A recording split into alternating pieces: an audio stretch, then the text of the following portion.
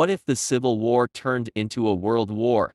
In our own timeline, the United States fell to a civil war in 1861 after Republican Abraham Lincoln won the presidency.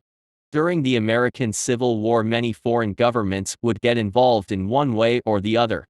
Famously, the United Kingdom was somewhat pro-Confederacy due to their reliance on Southern cotton, which was blocked by the United States, while France and Austria went on an endeavor to turn Mexico into a French vassal by installing a Habsburg monarch on the throne. Prussia sought to improve its position in the pro-Union German Confederation by supporting the North. Russia, meanwhile, was very pro-Union, as the United States and Russia were close allies at that time, which can later be seen with the Alaska Purchase. Lastly, the Ottoman Empire sought to financially benefit from this, as they were the second largest cotton exporter, only behind the South, and thus became the number one. But ultimately no country would join the Civil War, and it remained an internal conflict within the boundaries of the United States. But what if that didn't happen? What if the Civil War turned into a world war? In this timeline, the Trent Affair isn't solved peacefully, and it instead escalates until the United Kingdom declares war on the United States. Russia would quickly demand the United Kingdom to end hostilities with the United States. They did so because of their grudge against the British over the Crimean War. The United Kingdom would get support from France and later Austria, followed by Prussia and the Ottomans joining the pro-Union side.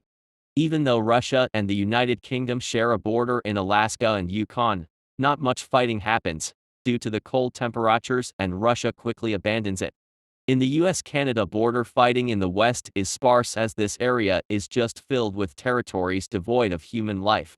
Due to the short borders, the Great Lakes don't see much movement, and the only area with intense fighting is New England, where the British made early gains in New England.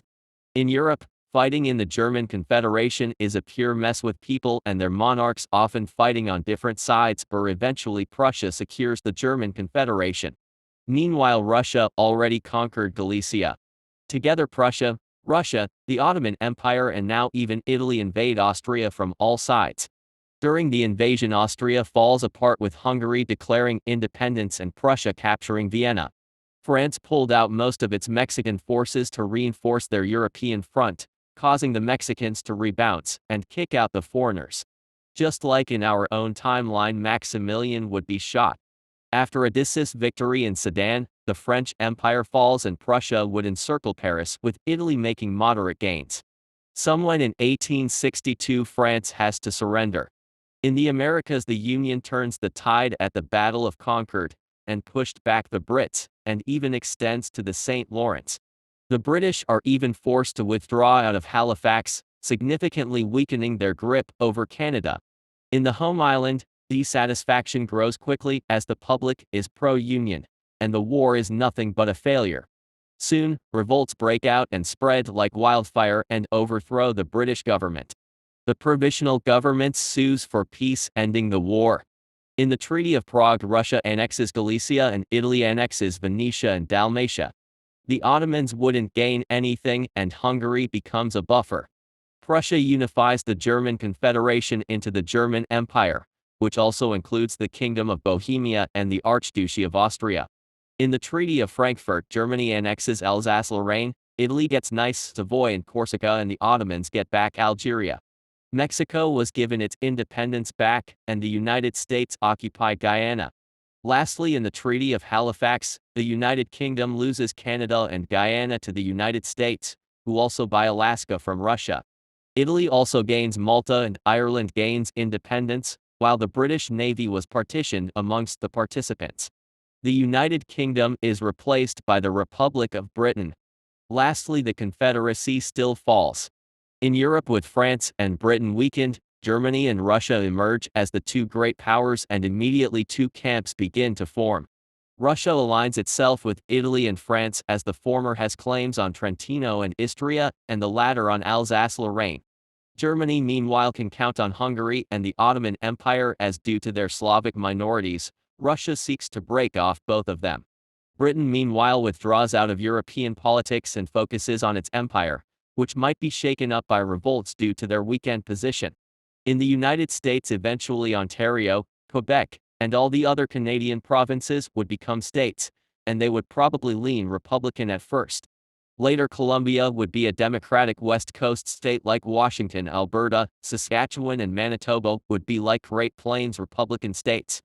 The eastern provinces, including Quebec, would be like New England and be Democratic, while Ontario would be a Rust Belt state similar to Michigan. It's possible that the Northern Territories become a state as well. At the same time, Puerto Rico could become a state as well. The scramble for Africa probably still happens, but here the British and French get less. Portugal could keep the area of the pink map in modern-day Zimbabwe, Zambia, and Malawi.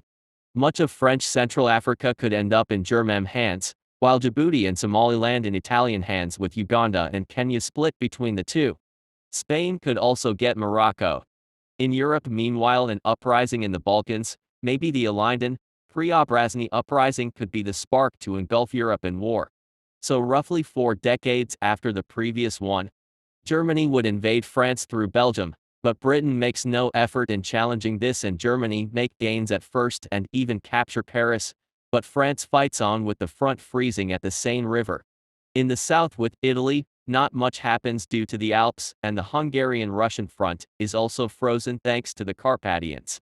However, fearing encirclement, Russia withdraws out of the Balkans and enforces their positions at the border, leaving the Vimro to its own devices. The most intensive fighting happens between Germany and Russia. Russia still makes early gains, but gets defeated at Tannenberg, after which Germany starts to push back Russia.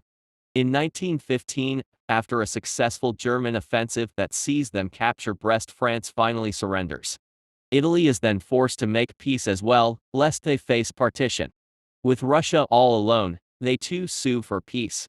In the Treaty of Versailles, Germany establishes the Kingdom of France, which is just a German vassal under Philippe VIII of the House of Orleans. Germany also takes Indochina, Madagascar, and Dahomey, leaving their puppet with a diminished and mostly desert colonial empire of its own. In the Treaty of Vienna, Germany establishes the Kingdom of Lombardy-Venetia under the former Grand Duke of Tuscany Ferdinand IV. In Somalia, the Dervish establish a state of their own, while Ethiopia gets Eritrea in exchange for the Ogaden. Germany meanwhile took Kenya. In the Treaty of Brest-Litovsk, Russia loses its eastern holdings to the Central Powers.